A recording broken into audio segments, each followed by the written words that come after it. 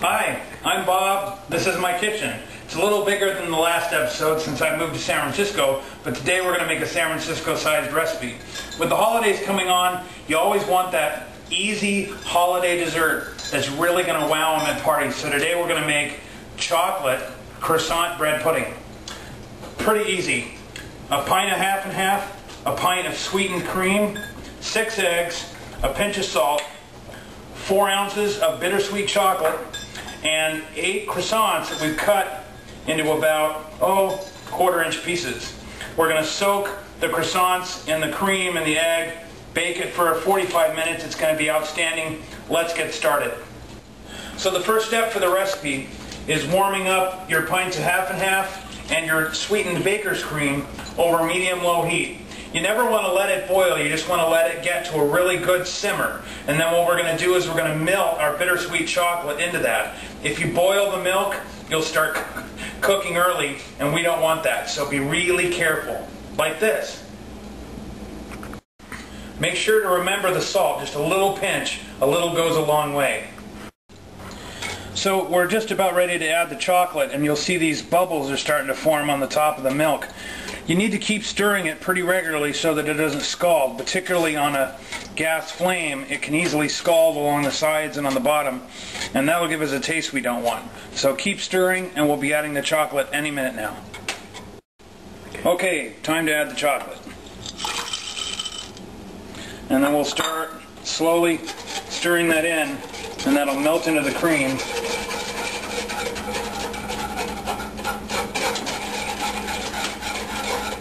And we'll be done with the melting here in just a sec.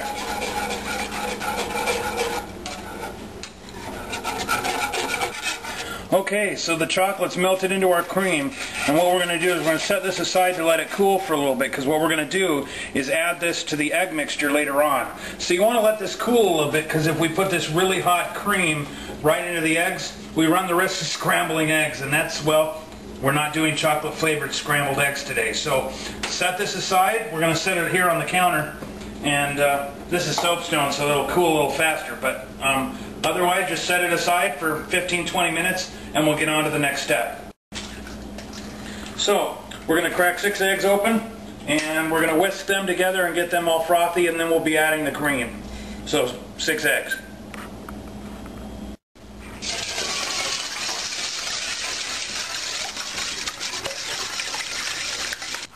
Okay, here comes the fun part, getting all goopy.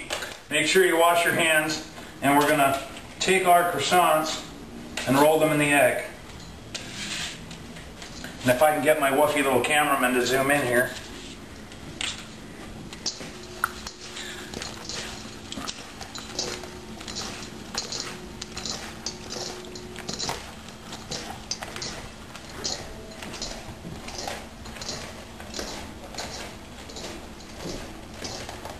Then once we're all coated there, I'm going to wash my hands one more time, and then we'll add the cream. Okay, here we're going to add the cream, and we're going to do this quickly so it doesn't go everywhere. We'll just pour that cream mixture in. Boy, doesn't that look good. And then we'll mix that together with our spatula, making sure our croissants are in the cream, and we're going to leave this for 20 minutes.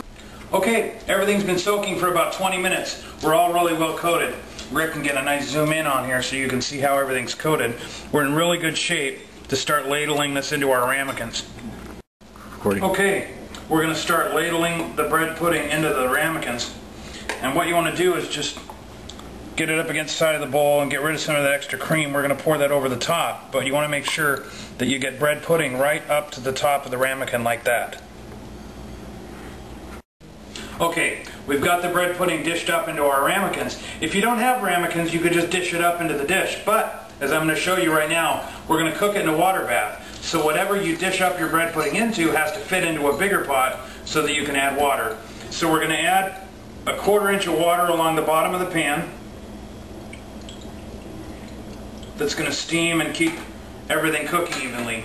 And then the last step before we cover it and put it in the oven, for me, is some sliced almonds across the top.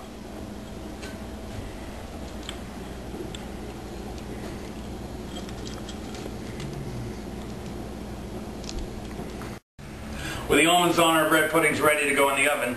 You can either cover it with aluminum foil, or if your pot has a lid, We'll throw that in the oven for 45 minutes at 350, and it's going to be fantastic.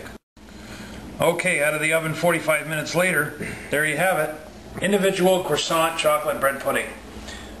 Real easy steps. I'd serve it with some whipped cream, or if you want to go for that extra decadence, a scoop of vanilla ice cream. That's it for this episode of Bob's Kitchen. Have a great day.